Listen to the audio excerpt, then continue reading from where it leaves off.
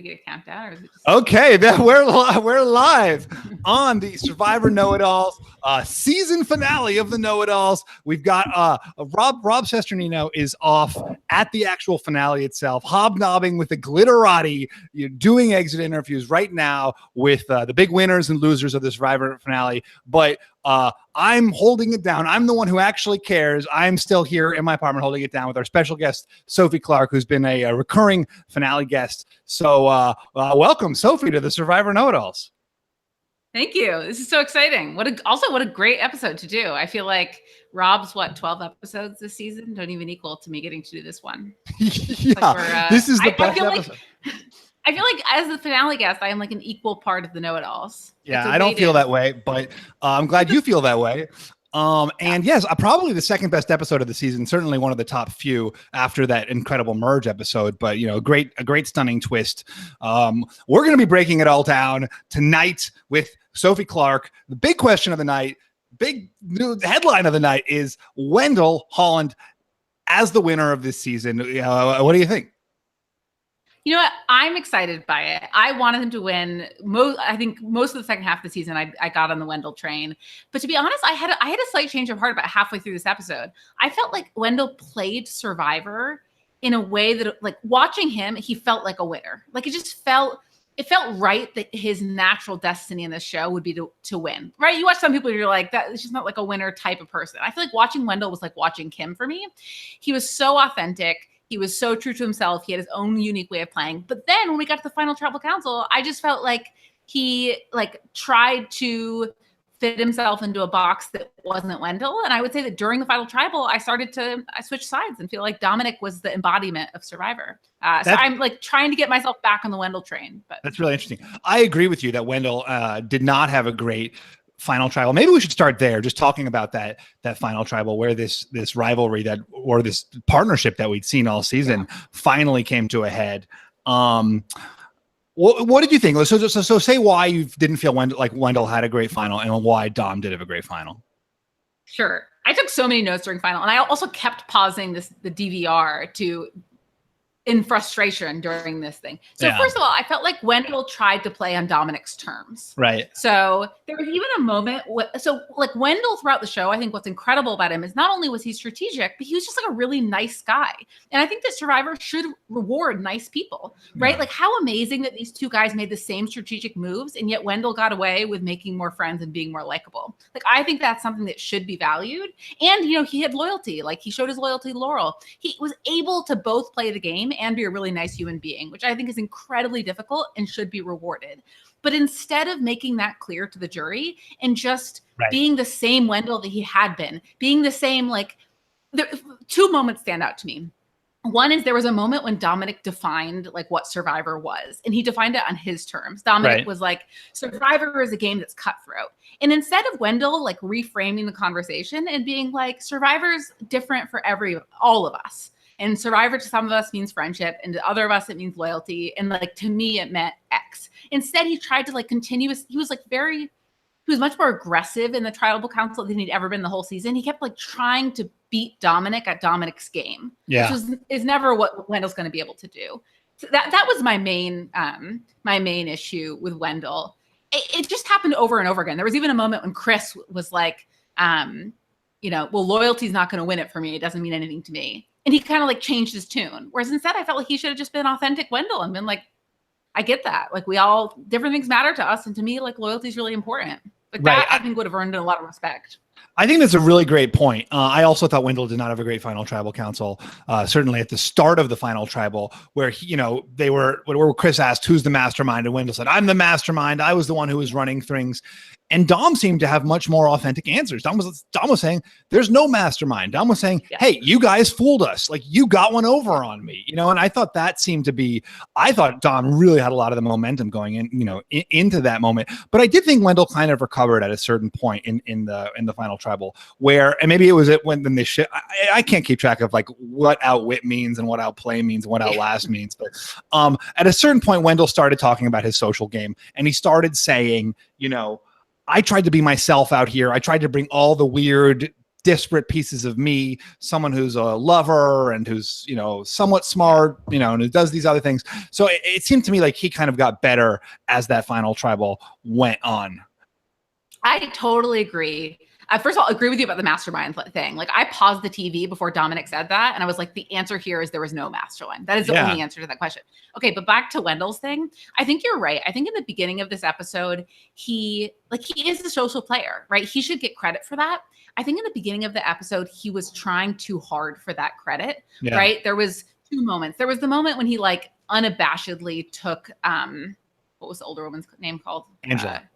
Angela unabashedly took Angela and Seb to that reward, which was obvious jury pandering, right? And then he had that whole speech in front of the jury about Laurel.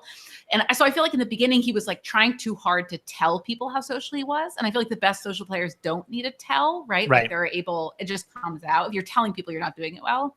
But I agree that there was some, and so it's really hard in a way to like, it's easy to brag about your strategic game. You sort of list them off. But when you brag about your social game, you start to list off conversations you have. And people are like, dude, like, great. Like, you remember, like, then it immediately becomes inauthentic when you do that. So I agree. I thought the line he had about like, I'm a lover, like things like that worked much better for him. Yeah.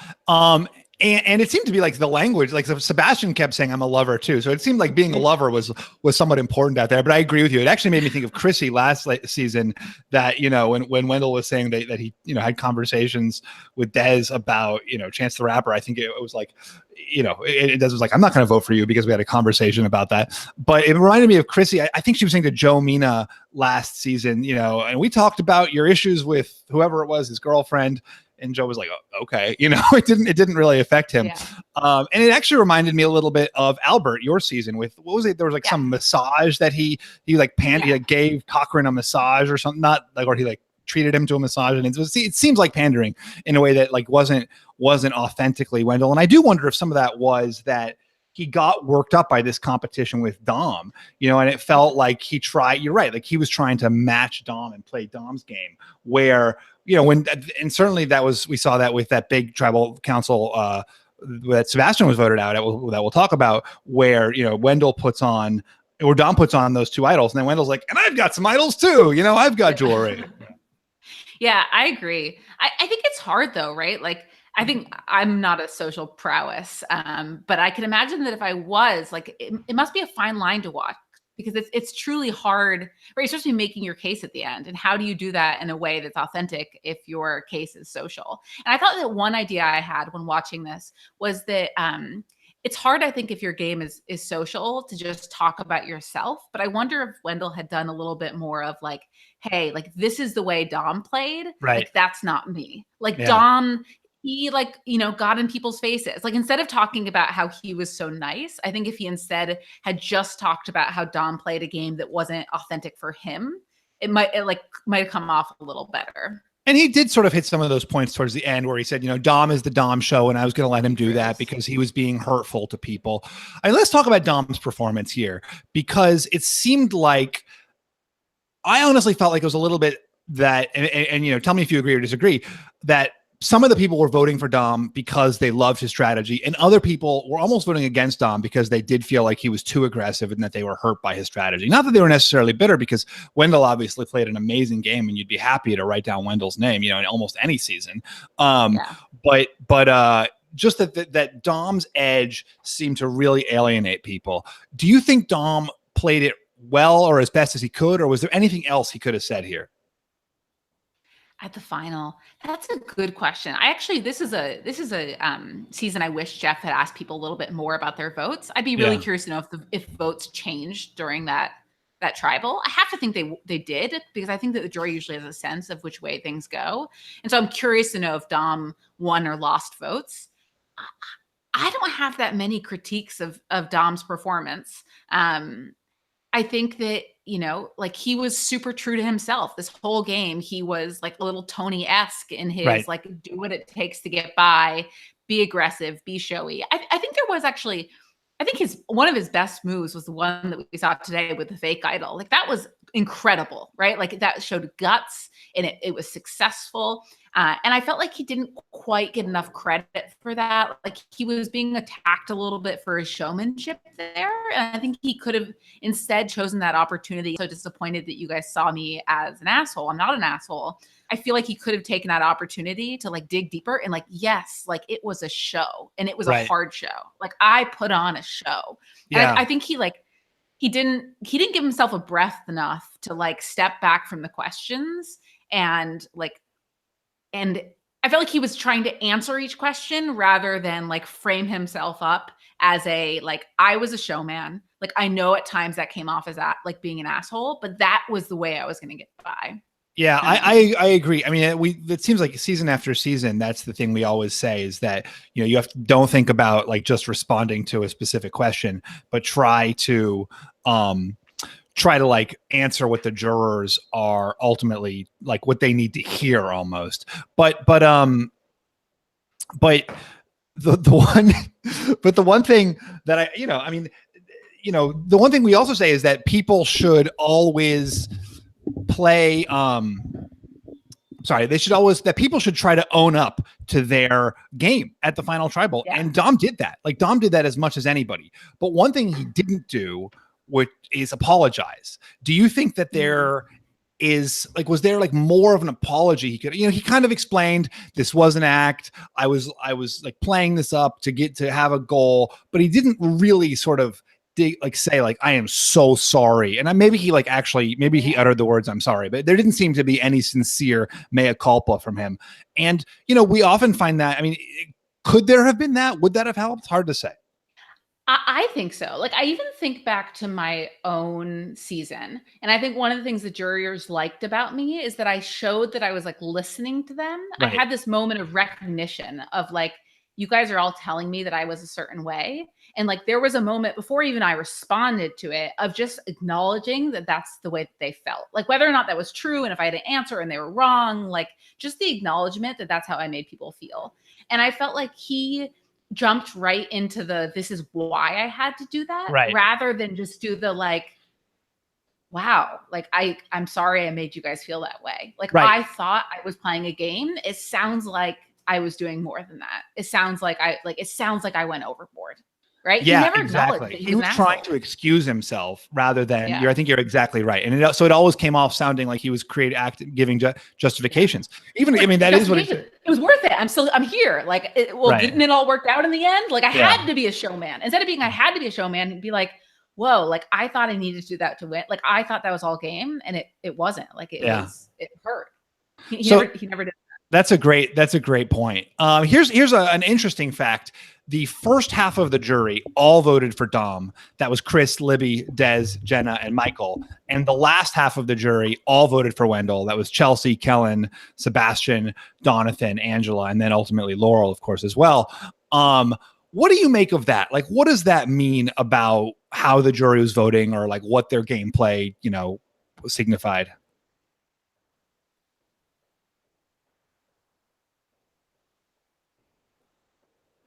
That's super interesting. Was there any split tribal there, or was that really was the first half much more Malolo and the second half more Navidi?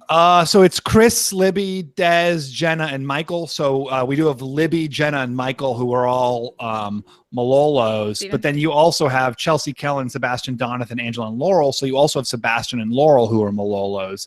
Of course, Donathan and Laurel. Of course, the Donathan and Laurel relationship is a little bit different.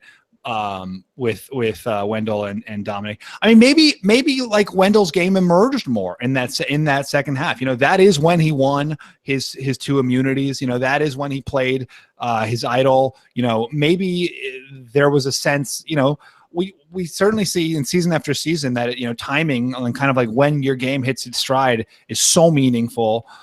Maybe Wendell just like really seemed to peak at that last half. Yeah, I also think that Wendell like emerged as a bigger threat later. Like Dominic Wright had the battle from the beginning with Chris. And so I think people who only played with him early, like still knew Dominic as a battler and he didn't really change, right? He had to battle the whole way. Whereas Wendell, I'd imagine that potentially if you played with him early, he didn't have that target on his back. And I Right. think it was only the people at the end who were able to see like how he navigated that target, especially in contrast to Dominic, right? Like it was only towards the end where they were this like real duo, and both were playing the same game, and yet we're playing it in a different way, in a way that was like dramatically visible. I mean, you could also say that it was like a question of time. You know, the people who spent more time with Wendell were the people who voted for him because there was more time for those deep social bonds to develop. What about being there when he wins challenges? Like, I think incredible about like being defeated yourself. Like that. Yeah, no, I do think that you see like an incredible accomplishment, and Wendell in those challenges was just amazing. Like he was out front, way in front. You know, he like burned through those puzzles. You know, he like passed Sebastian in the one. You know, in the other one, he was not even close to being caught. So it was. I do think there's probably an element to that. Just like seeing someone perform at that level is so different than they walk into the immunity into the tribal council with the necklace. You're like, okay, great. He's immune today. You know, there's no real sense of, and I think actually, I mean, we talked about this a little bit at the end of last season too, with Ben's win and why it mattered so much more than Chrissy's win is because the jury gets to see those idol plays, whereas Chrissy, you know, she'd won all of her challenges and the jury didn't necessarily see that. And so I do think so much of it is like what the jury's actually perceiving themselves. Yeah, I agree. So we haven't even mentioned Laurel's name. Yeah, well, that was my next point. Let's talk about Laurel's game. Now, it seems like you are the perfect person to talk to about this because you are the person who played. Hold on, let me contextualize it. Who played this strategy of I'm not going to make any moves. I'm going to stick with this group, and I'm going to beat them in the end. Although she didn't ever say she was going to beat them in the end, but she did have this kind of like stick to the plan, don't make waves. I don't want to rock the boat strategy here.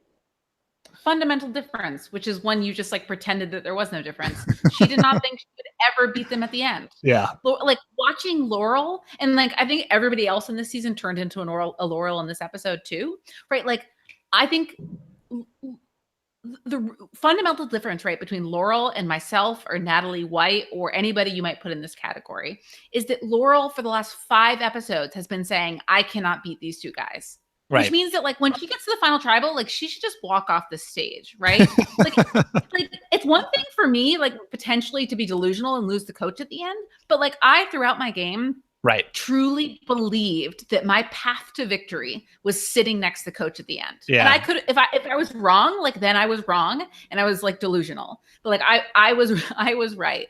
And Laurel like stuck to a plan that she knew was not going to lead to a victory. So like I'm not sure how, like what the similarity is. But do you think she had? I'm just trying to, because Laurel's obviously gotten a lot of negativity from the internet, and you know it's been very frustrating to watch her. I think for a lot of us because we all had such high hopes for her, and it really has felt like she's not taking advantage. I'm trying to see it from her eyes. I'm trying to get in there, you know, and do you think that there's any, you know, now that Rob is not here, I've got to take over that mantle from him and be the Laurel advocate. Her point was her speech at tribal council. Did you feel that there was any merit to what she was saying, which was, you know, if I had flipped, that's going to help one of you guys, but I'm not going to, you know, that doesn't help me if I flip.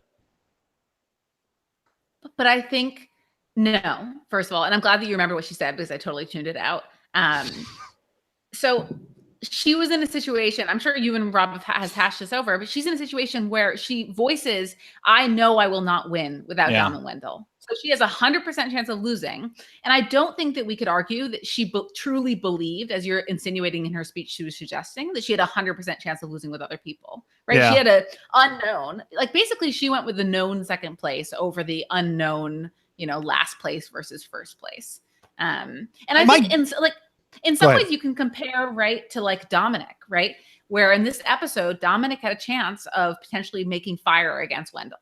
And in a way, right, like you might say, okay, there's some similarities here with some of Laurel's decision-making. Let's say Dominic knows that Wendell's going to win that challenge. Like he knows that nobody's going to be able to beat Wendell in the fire making unless it's him. Then he's like, he's left making a decision about, do I go against Wendell or Wendell in the end? And if he was Laurel in that situation, right?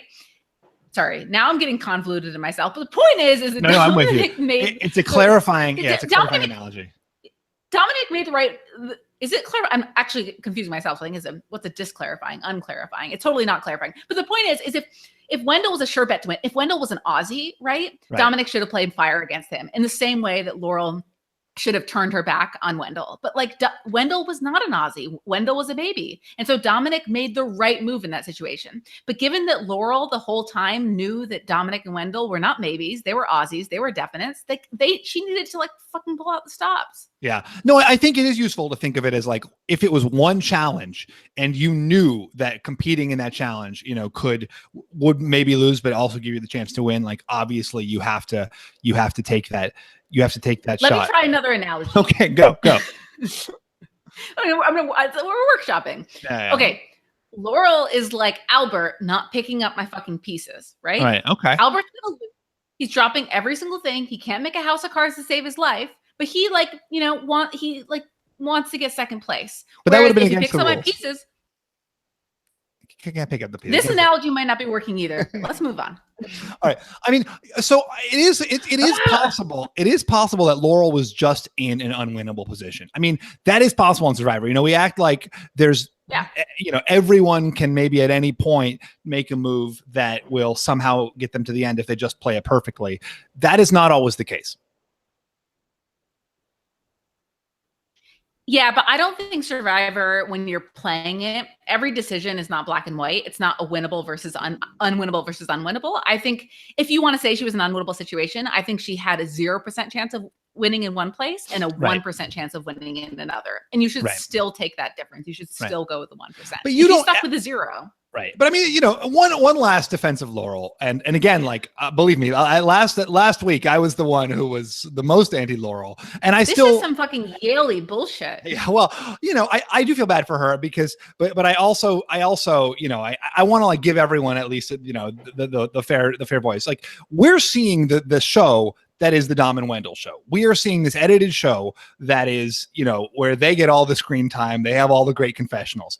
She's not watching that show. She's on an island where she has as many confessionals in her head as they have in theirs. Do you think there's any you don't know. I know what's in her head. She said 10 times, I cannot beat Dom and Wendell. They talked about the Dom and Wendell show. I think she said to the final tribal council, this has been the Dom show. Wendell said, this has been the Dom. Like, it was the Dom and Wendell show. But maybe if she had not once said on TV, Dom and Wendell are going to beat me, I can't beat them, then I would be like, you know what, Laurel, like, she thought she had a chance. She was going to split the votes. She's a different kind of player. She's under the radar. She knew. Okay. All right. I knew that I was going to lose to JT, but I still in my head was like, well, maybe, like, I have this 1% shot and maybe a miracle happens. Like, maybe I say the perfect thing that flips the perfect number of votes, and maybe she felt like that 1% shot with Dom. Look, I was very irritated throughout the season with her. I felt like she squandered chance after chance after chance, but I don't think, I think we hear her saying there's no shot, there's no shot, there's no shot over and over and over again. I bet she thought she had like a 1% shot. This is very sweet of you. She's a very sweet girl. All right, let's move out. Let's move past this and let's talk about that fire-making decision where Dominic has the opportunity to give up his immunity, not be an automatic gimme into the final 3, and instead go head-to-head against Wendell. Now, obviously, we know the results. He lost. Easy to say now, yes, he should have taken that chance. But can we rewind it all and say, is there any rationale that we can make at the time for him to have done that? I thought he was going to do it for a moment. I got so twisted turned because I thought he was going to do it. And then there was a moment in the final tribal before the final tribal where I actually thought he was going to take Wendell because he had like some weird turn of phrase. And you can see the jury also think that. I don't know if he should have done it. Like, I do think anyone else would have done it. Like, I'm trying to think, like, would Tony have made this move? Like, is there a Survivor pair? Because Dom is a bold effing player. Like, I'm trying to think of, is there any Survivor player who would have made this move? How crazy is this move? Like, I think of Aussie. You know what? I think Aussie would have made that move. I think if somebody with a little more confidence. And I think it would really have to be a sure bet that the person was going to win that fire challenge. You know, the thing is, like, those fire challenges, like we often see the person who's, you know, theoretically the most skilled at fire. I mean, Devin lost last season, right? And Devin was like the big fire starter all season. So it's never a sure bet. I think the no brainer is here. You got to just go to final three. I mean, unless like you're positive you're going to lose if he makes it, and you're positive he's going to make it. Yeah, I agree, and I think you're right. I think he couldn't have done the fire making challenge, and I think we don't know everything that's going on there. But it seems like, given that it was 5-5, right? Like, it was super close. I imagine they didn't have a great sense of who was gonna like win or not win. I think if you think it's a toss up, you can't take him on. Yeah. But whoa. Also, I will say about the fire making challenge, I think last season we probably talked about what did we think. I don't remember where both of us landed. I think I was like less cool with it. No, you were more cool with it.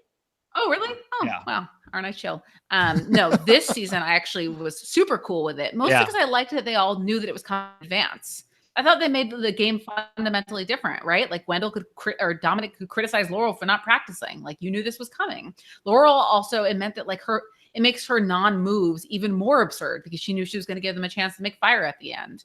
Like, I thought that the fact that, right, like if they did not know this was coming and Dominic lost the game because suddenly Wendell got to make fire, right? Like, that would have been a travesty, I think, end of this season. Right. No, that's what happened last season. Yeah, exactly. And so I have a very short memory. But like, I feel like, what are you? Would you have been happier? Would you have been pissed if that had been the outcome, like similar to last season? Or do you feel like this was the better outcome, that Wendell got to win his way back? Well, what I thought was cool about it, and America hates this fire making challenge. So speaking in defense of this fire making challenge is gonna, I'm sure my Twitter mentions are lighting up now. What I thought was cool about it was that if the fire making challenge were not there, that this was an easy Wendell vote. Wendell's just going home. Dom's got immunity, easy vote, no drama. Nobody is voting to keep Wendell around. And instead we end up having this really dramatic finish, the first ever tie, this, in the history of the show. Wendell, ultimately wins the game. And I thought that was cool that and this was what the point of it, right? Was that person who was the easy Final Four vote has a chance to win their way, back into the game. And like, to your point, this was something that they were talking about all season long. Now, what wasn't cool about it was how it affected the strategy all season long, because it doesn't put as much pressure on these alliances to turn on each other earlier when they know, oh, hey, we've got a Final Four fire making challenge. We can just agree to go to 4, let the chips fall where they may. So, you have these foursomes that don't have the same obligation of like trying to figure out their place in the hierarchy. And obviously one of the things that was so frustrating about this season was that nobody was turning on anybody else. They don't have the same incentive with this fire making challenge because they don't have to really secure that final 3. Yeah, I agree with that. I think that's right. I also think, though, for me, visually and like mood wise, it felt right. Like last season, it was like this twist. This season, it felt like, how has this not been part of the show the entire time? Like, this just feels right. That you should have to win your way through fire. Like, it just felt, I almost forgot that it was a new twist. Like, it just felt a part of the canon already. Like, I am all in on this fire making challenge. Wow. One thing I'm going to ask you, though, with your comment about like the fact that all season, this thing about like how the fire making challenges changes the alliance and how you can like work towards the Final Four now and say that let your chips fall where they may. I feel like this season more than any, there was this phenomenon of like people having a lot of quote ammunition.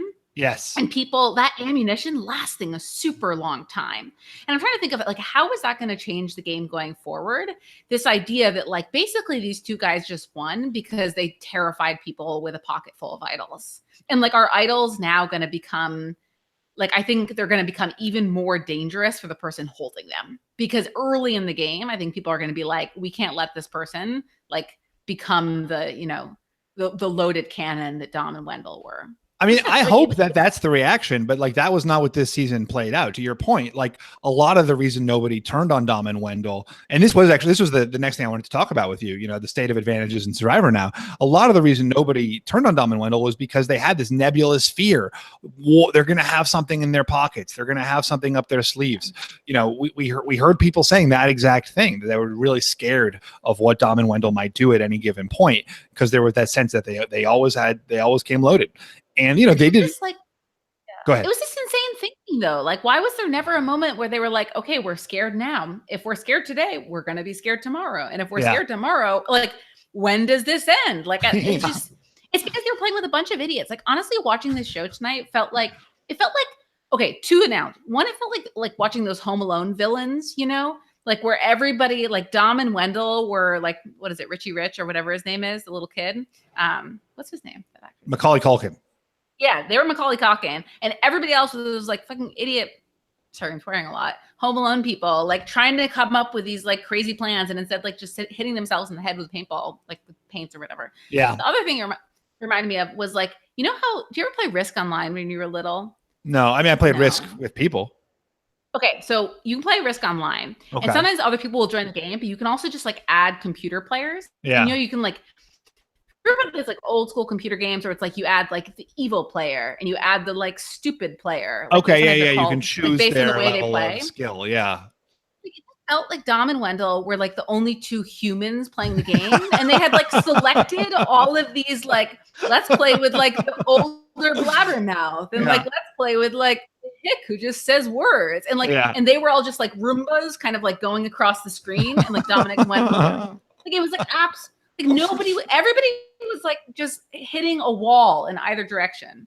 But do you not think that's to their credit to a certain degree? Like, I agree that a lot of the play that was not the Dom and Wendell play was very bad. But isn't that to the credit of Dom and Wendell that they were able to eliminate the good players, keep the bad players, and, you know, like someone like Kellen was very smart. You know, they sort of, you know, Dom voted out Bradley, right? If Dom hadn't voted out Bradley before the merge, like the whole power structure of that post-merge group would have been very different.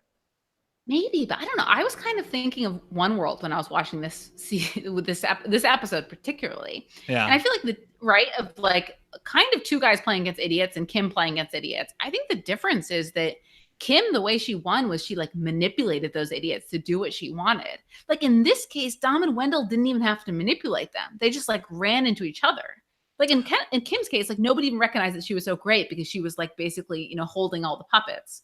Like Dom and Wendell they weren't doing that. I don't know if I agree with that. I mean, I really do think we saw a few examples of them being really smart socially, you know, certainly with the way that they brought Laurel in, you know, with the way that they, you know, treated Sebastian. Obviously, Dom had some relationship with Angela where she runs in the most frustrating moment in TV history. She runs and blabs this like secret blindside plan to him. And I think also they really encouraged that sense that they always had stuff up their sleeves. You know, Wendell made his fake idol. You know, they were always sort of displaying this sense of, we've got all this kind of crazy stuff. It was like Tony with his bag of tricks. You never knew what he was going to pull out. And they really like played up that fear. Maybe, but I just feel like so many of their moves where like they did something great, but it was a lot of idiocy on the other side as well. No one's going to debate that. I feel like after this season, no one can debate that. It was a very, very frustrating season, I think, for a lot of fans as we watched like opportunity after opportunity be squandered. And it wasn't like we wanted Dom, at least for me, it wasn't like I wanted Dom and Wendell to lose. I wanted them to win, but I wanted them to win against real opposition. I wanted like actual challenges, you know, and I did want a blindside. I wanted one of them to be eliminated by a blindside. The other have to kind of like scramble, because one thing, you know, that they both had this entire game was they were always in a dominant position. Navidi, you know, through a lot of great luck, always had the numbers on all of the swaps tribes. Then they had a tremendous advantage at the merge. Certainly Wendell was immune, I think, in almost, up until the merge, except for one tribal council. And as a result, they came into the merge in this in this catbird seat of having, a lot of opportunities and then, then you see these Formalolos and they're like scrounging around for scraps. And I do think position really affects how you play the game. But I want to talk really briefly about the advantage thing, because you sort of hinted at that this like all of these advantages in the game really end up affecting the way players play. Like, are you in the too many advantages camp? It's hard because so many of the great, I mean, generally, I'm a classicist, or I don't know what the official terminology is, but like, Yeah. I think I'm much more interested in the way that like different humans with different personalities and different goals interact to come to an outcome. And I feel like advantages kind of force everybody to like play the game in somewhat of a similar way, or like it standardizes like what's good and what's bad a little bit more. Right. Like I prefer the no, whatever, just me. But I will say that like advantages created like a lot of some of the greatest moments of this season. I'm not sure if I'm going to remember every single one. And I think I've talked about this before, but like I love seasons where it feels like there's this huge, dramatic arc. And if anything about this season, like I'm not going to remember the individual advantages. Like what I'll remember about this season is like the Dom and Wendell and their pocket full of advantages. Yeah. Like not each individual one and what it did or whatever, but just the fact that the overwhelming number like had a massive effect in the game. I can't believe that's going to be sustainable to like keep up this number of advantages. It felt okay for Ghost Island as part of the theme. I think I'll be disappointed if it continues. Yeah. Speaking of advantages, though, sorry, go ahead. No, go ahead. No, I've been talking a lot. No. What were you going to say? Okay, speaking of advantages, okay, this was my idea watching the show. I don't know if this makes sense. Ready? So Sebastian with his advantage. So this is, I feel like, what he should have done. It seems like the fundamental reason that they did not win that or like get Wendell out or Dominic out that vote is because a couple people in that alliance were likely motivated by fear that if Dominic played their idol, they would get idled out. Correct. Right? Okay. Well, also fear, I think that if they were on the wrong side of the vote, like, Laurel was interested, I think, in voting against Dominic in that situation. But then when it looked like he might have an idol, didn't want to show her hand. Anyway, go ahead. Yeah, exactly. Yeah. So wouldn't the solution to have this been, Sebastian has all the power here where he has the extra vote. If I was Sebastian, don't you go up to, you don't even have to include Laurel in this because you can make it a tie vote.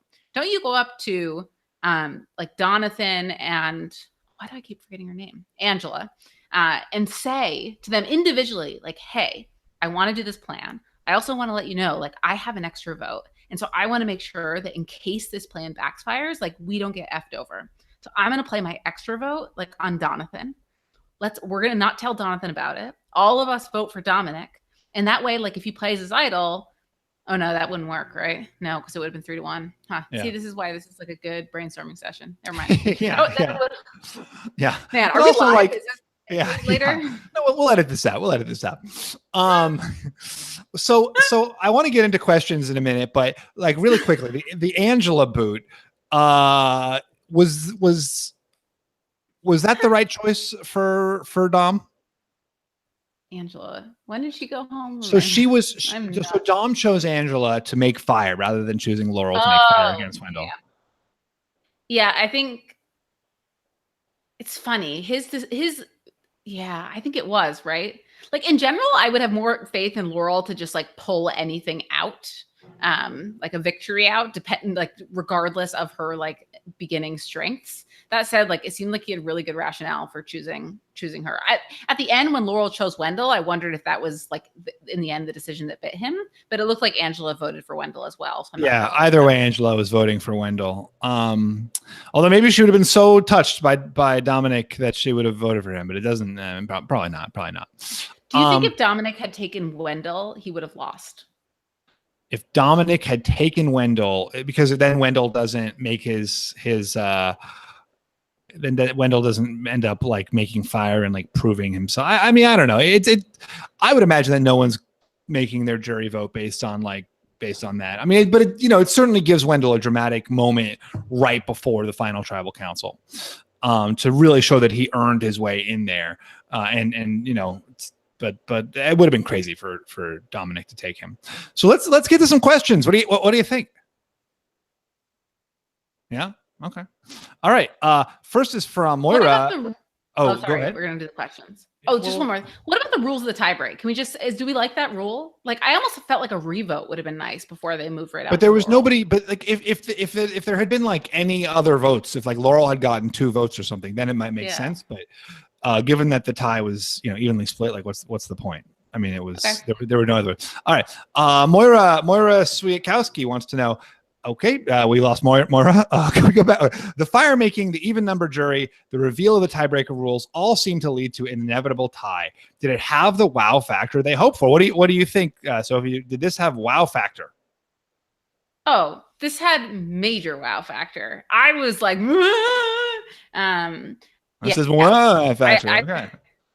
yeah. Okay, my question was, did this happen before or after Jeff described the tie-breaking thing? Yeah, I think he described it at the 34 finale, which I believe would have been, I think that would have been before this filmed, right? Because right now they're going off to film 38. So I believe it would have been before this film, but I think so too, because I feel like I remembered I thought Chrissy's season, maybe they were going to tie because of that. And then when they didn't, I was like, oh, I guess he was just describing the tiebreaker. Yeah, I'm sure we will be informed about it in the chat.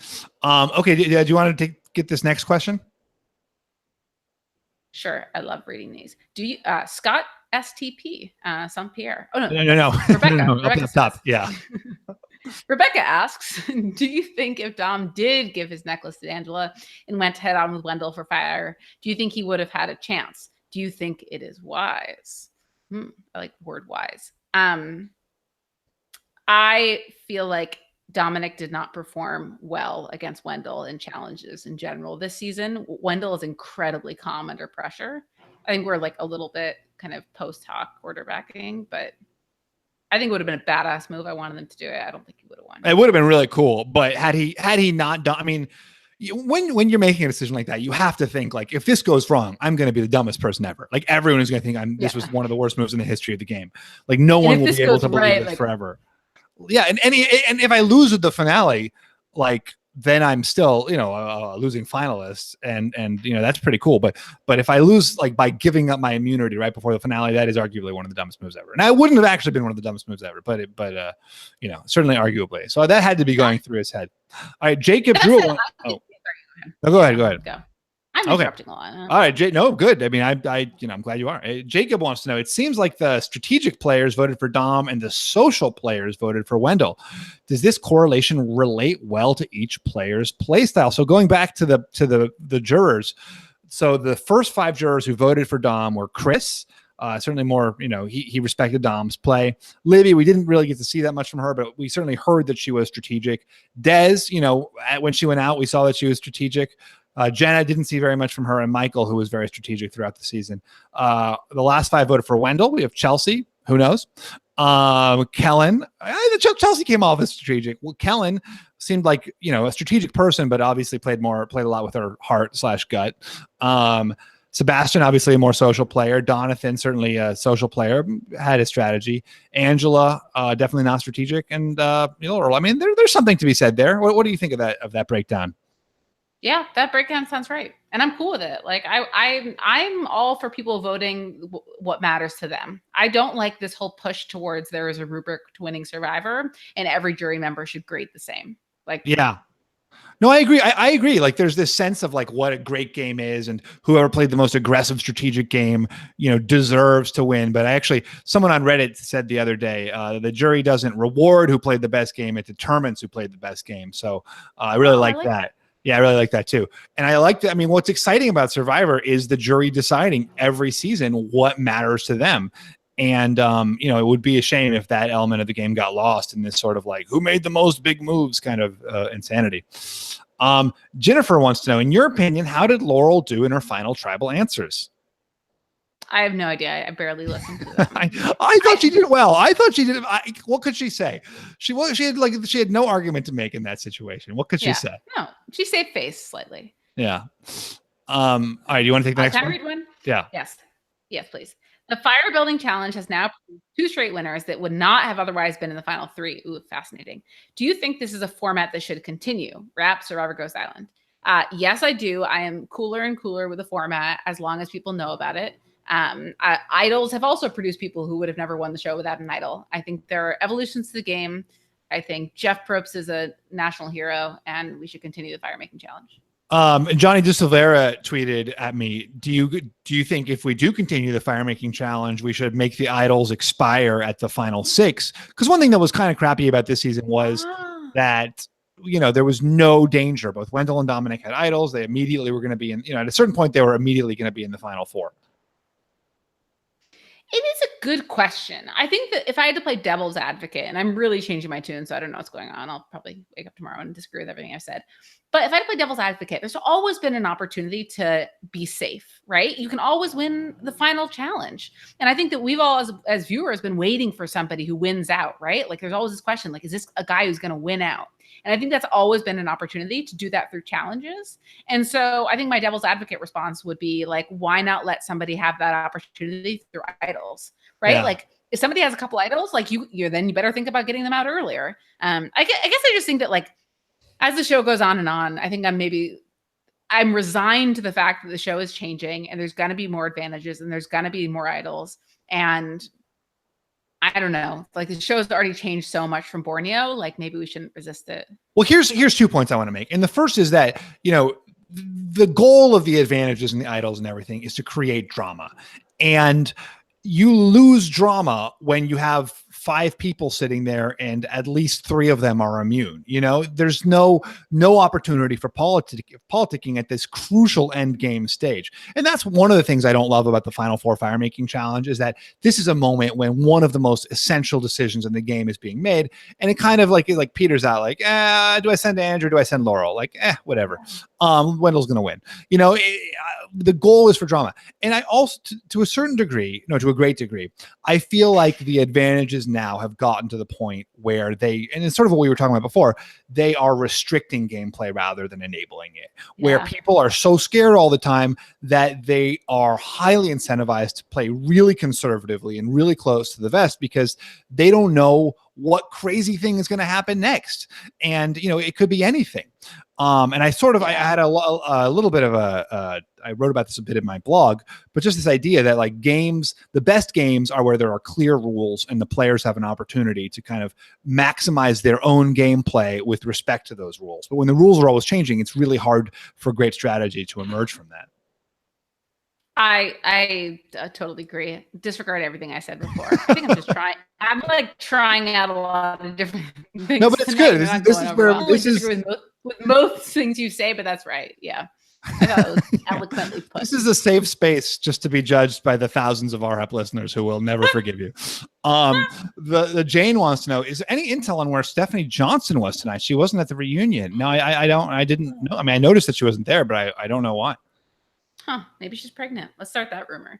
Who from this cast has the most potential to John Densford is asking. That's true. Okay, sorry, go ahead. Has the most potential to significantly change their Survivor legacy on a returnee season? Oh, good question. I have a gut answer to this. What's your... No, you go. Give your gut. My gut answer is Kellen. Well, right? Yeah, that's a pretty good one. I feel like if Laurel comes back again, she's going to be making every move she possibly can. She's going to be making moves right and left after.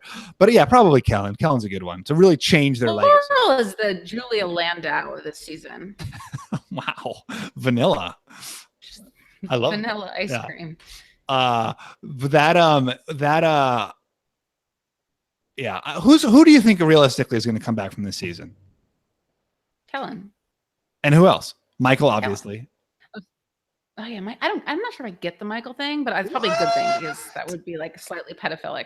Do you get it? Yes, he's so charming. He's like so handsome and so well spoken and like so self-possessed. Like he's charming in a very boring way. Yeah, he's a little bit, but like he's so self-possessed. He's a really strong player. He played very well. I love Michael. Right, Jake M. Larson wants to know, didn't Donathan repeatedly tell Wendell he would vote for Dom in the end, but then he voted for Wendell to win? Was it gameplay or just a strange vote? Listen, Donathan does what I do. He just tries things out, see how they sound on his lips, says one thing, says another thing, does the other. Yeah. Donathan's a sweetie. Yeah. Okay. Forget the Dom giving up his... Oh, Tegan Ladner. What a name. Forget the Dom giving up his immunity nonsense. If Dom takes Angela to the final 3 and Wendell beats Laurel in fire making, Laurel still votes for Wendell, but does Ange vote for Dom because she's not bitter? Dom and Ange were tight before, would that have sealed it? I mean, I don't think that's impossible. that would have been a deciding vote, right? Or if, yeah. So I mean, I don't think it's impossible, but that's a tough one to say. I do think there is a bit of like rewarding the person who took you, right? I think Laurel voted for Wendell for other reasons as well, but I think actually that's a good point. I'm sure Angela, right? There's also some money involved with going to the final three. That's true. That is true. That's a tough one though. I mean, it is, you know, hard to really get into Angela's head with this stuff. All right, Kelly Taylor wants to know, not sure if anyone said this yet, but when the results were first read, I immediately thought of Stephen Fishbach's refusal / inability to rank these two finalists during the Know-It-All 2 weeks ago. You must feel so vindicated. Turns out you made a great call there. Yes, the jury also refused to rank these two finalists. I felt better. I felt vindicated too, because the whole episode I was saying, Dom's going to win. No Wendell's going to win. Dom's going to win. So I feel like it's only validated that I am a fantastic predictor. Well, if we're talking about ranks, like tell me what you think of like Wendell's win. Like, is this one of like the really big, great Survivor wins? Like, where does this rank for you? It's an important part of this podcast is ranking things. Where does Wendell's win rank for you among the great Survivor wins? That's a great question. So I would rank Wendell and Dom as a final two, or basically a final two, as like super high in final twos, right? I think that's they were in a final three, but you know, whatever. But probably like slightly above the Tocantins final two and like the level of play in that group. You know, I actually had this conversation with my fiance earlier, where I said I'm worried that if both Wendell and Dom make it to the final two, that they're going to be competitive for the best Survivor duo of all time. And she was like, maybe time to pass the torch. Like, you can let that go now. It's been 10 years. Well, I think you may need to pass that torch. Yeah. So I would rank that highly. Wendell, and I might be unfair, but I think it's probably just because of his hair potentially. But I put Wendell a bit in the category of Ethan. Like, he just seems like he is sort of Ethan. Yeah, like a nice guy who played a really hard game. You know, who had this. I mean, Ethan had had Lex, who was this like maybe bigger, more aggressive player. That's a really good, interesting comparison. So, like, you know, makes me happy that he won, represents Survivor well, like wouldn't put him in the top tier of like incredible players. But if Dom had won, would he be up there? It's a good question. And I wonder if one of them had won in a different circumstance. Yeah. Right? Like if there was no fire making challenge, if it was just one of them left. I think potentially if Wendell had been voted out of the final four instead of a fire making, and Dom had won the final three with a sweep of the votes, which presumably he would have been. Like, I think I would be more likely, of all the possible scenarios that could have happened tonight, I think Dom has the scenario that ranks the highest. He had the highest potential to be ranked highest. Yeah. Interesting. All right, you want to read the next one? Sure. Okay, Stephen, Sophie from Faux Pas. Do I have to read them if they're not real names? Next time Jeff reads the votes on the island, then everyone knows it is Then everyone knows it is a tie. Do you think they change the rules, or as a precaution, have each of the three finalists vote in a different urn for one or the other two, just in case? No, I don't think so. I was fine with them. What is this to avoid the having to read some of the votes before the LA finale? Have each of the three finalists vote in a different urn for one of the other. I don't understand this actually. I think this is somebody saying like, what this way you never have to read the votes at the island. But I actually thought that was kind of nice. I liked it. Oh, I see. Oh no, I thought that was it was a great reveal. It certainly was a great twist. Like when Jeff opened the urn, because like every season he like puts the urn down and he's like, well, I bet you would love it if I read the votes now. And then he does. Then he opened the urn. It was like, I was like, what? You know, like I was sort of like doing the haha. That's hilarious. Like another good one, Jeff. You got us again. But no, then he read them. That was pretty cool. Yeah, no contingency votes. Adam Rita, I feel like I've met this guy. You probably have. Go ahead. A lot was made of the possibility of Dom giving up a spot to battle Wendell and Fire. Do you think the producers would have allowed this, and it would have made it better for him to make this move? What do you mean allowed it? Who's asking this question? You just give up your immunity necklace. I do think they would have allowed it. I think they came up with the idea. Yeah. Well, I don't know. I mean, but yeah, it would have been. I really think. I mean, looking back at it now, it would have been. You know, it's one of those moves that your whole legacy really hinges on. Where if you make that move, it's like the greatest play ever, and if it works. But if it doesn't work, it's the worst play ever.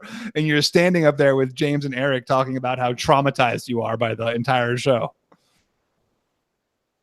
Yeah, but then you get asked back on the season of stupidest players of all time. Yeah. That you know what did you think of that moment? Jeff's apology. I didn't. Oh, he was apologizing that he had overlooked some of their accomplishments because of their incredible defeats. I think of everything he could have. Is that what that was? Well, yeah, basically it was like they were dumb moves, but they were big moves, and they were big moves because you played big, and like the only reason you were in a position for that to happen. And I think that's great that he said that. Yeah, I thought that was nice. I'm not sure if that would have been my choice to use the time if I was the producer. Like wow. I thought it was. I think that this whole season of with like all of these artifacts was so cool. I think just having them on stage was kind of awesome. Yeah. I think it would have been cooler to have more people on stage and less chat about apologies. Yeah, James. I haven't seen or heard from James in a long while, so it was fun to see him back there. Just as charming as ever. Yeah, I thought so too. AJ Mass wants to know if Seabass and Laurel stick to the plan and vote Dom, even in the face of his idle grandstand, sending him home 4-3 at Final 6. How does the rest of the game play out? This is a great question. I'm surprised that we haven't even talked about it yet. How does the game play out if Dom goes home with the Final 6? We're left with Seabass, Laurel, Angela, Donathan, and Wendell. Wendell wins the show, right? Because either Wendell wins the final immunity challenge, or he wins the fire making. Right. He probably still wins. Yeah, I guess so. I guess because he's still got his idol. He basically wins out in that situation because he's there at 5. Yeah. Unless we underestimate just how likable Mr. Seabass is, and he goes to the end with Wendell, and somehow beats him because he's just such a doll. Yeah. All right. You wanted to get this next one? Let's do one or two more, and then we'll wrap up. Wouldn't it be Joe Dingleberry? Wouldn't it be great to see a Survivor Rivals season with Dom and Chris Noble, Philip and Malcolm, Stephen and Sophie, Sugar and Corinne, David and Zeke, Venus and Aris, Sandra and a baby goat, and Fishbach and a stick? Oh wow! I would finally could my great rivals, both Sophie and the stick, on the same season. I've wanted a Survival Rivals season. I think it would be so great. The challenge is like, how do you do have some of these iconic rivalries, as much as you have these cursed items, like I feel like it's more iconic what these great epic head-to-head rivalries have been. We've certainly seen other shows get a lot of hay out of rival seasons. Like The Challenge has had like some amazing epic rival season. I mean, the question is like, how does that work? Are they on the same tribe? Are they not on the same tribe? Like, is there any sort of mechanic where they're linked up together? Like, how does a rival season work? I love the idea of a rival season because I think often with returner season, one of the things that can like make them disappointing is that it doesn't feel like real life anymore. Yeah. It feels like everybody is just a game bot. And I think that people who are rivals in Survivor, like really, like think Sugar and Corinne, like really hate each other. Yeah, like Russell and Sandra. Not that we ever want Russell back on an American version of Survivor. Yeah. I feel like it's a way to have a returner season. So have people make really like returners tend to make bigger moves and flashier gameplay. So that's positive. While also getting that like still retaining that human element that I feel is sometimes missed on returners. I really agree with you. I do. I think that there's like an element when people come back of, so much as a lot of people have been talking in advance, they're all best friends. They've got their alliances, but I really agree with you that some of these deep survival rivalries, those wounds run like really deep, and like people don't want to be defined by those wounds again. Like if I would never play again, but if like I was out there with like Joe, my God, I would, do everything I could to vote him out this time rather than not vote him out like last time. All right. Let's do John Densford and then one more. All right. John Densford wants to know, will Dom be the Stephen to Wendell's JT? Will history ultimately prove Dom was in fact the better player? What do you think? Is Wendell going to dramatically screw up a couple of other seasons? I like that you're trying to make this comparison happen so that you don't lose this spot. But Stephen, like you lost to JT like 10-0, and these two were equal. It was 7-0. No, and that proves, that's true friendship is giving him all the votes. That's real friendship. Okay, we've got a crazy couple of we got some exciting stuff coming on up on the RHAP world tomorrow or someday soon. We've got Josh recapping this great finale with Rob Sesternino. We will have all of Rob's exciting interviews with these final 6, that he's recording right now, hobnobbing with all these famous people, off living the good life in Los Angeles. We will have eventually we will have David Bloomberg and Jessica Lewis why blank won, which I guess will be why Wendell won. And I'm not sure what else. Sophie, before we go, what do you think of this David versus Goliath season? I'm too focused on Big Brother to be worried about that. Do you like the idea of Davids versus Goliaths?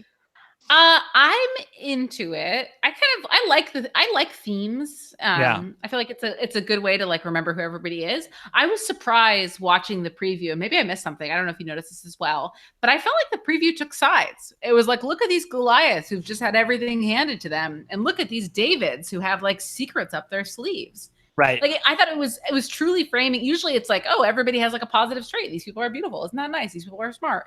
This was like, these are like evil assholes, and like look at these scrappy people to root for. Yeah.